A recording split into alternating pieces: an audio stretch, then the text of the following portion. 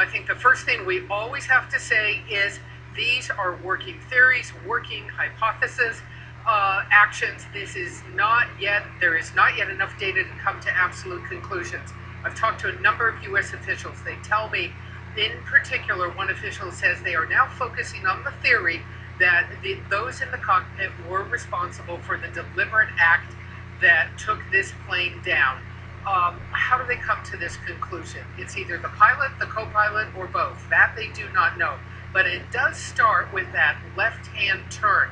What this official is telling me is the plane came out of Kuala Lumpur. It was handed off by Kuala Lumpur Air Traffic Control.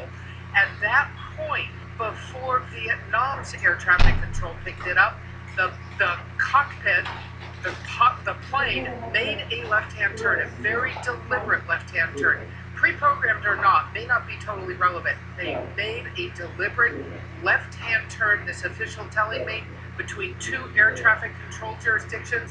It's the perfect place to begin to disappear, and that was the first step. The plane then flew out into the Indian Ocean. So why do they say those in the cockpit, not a hijacker in the passenger cabin? The theory is this, Don. If it had been a passenger that emerged from the passenger group, tried to get into the cockpit, in the post 9/11 world, those hundreds of passengers on board would have revolted, would have tried to stop him, would have tried to have gotten into the cockpit. What was the reason the passengers stayed in their seats, stayed calm by all accounts, for the 5 or more hours that the plane continued to fly? The theory is, why did they stay in their seats?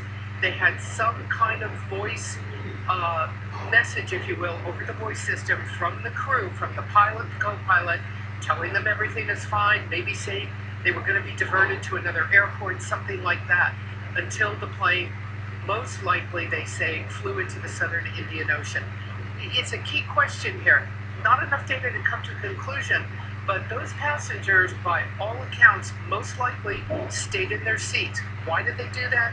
They certainly didn't think a hijacking was going on from a passenger in the cabin that suddenly got out of their seat.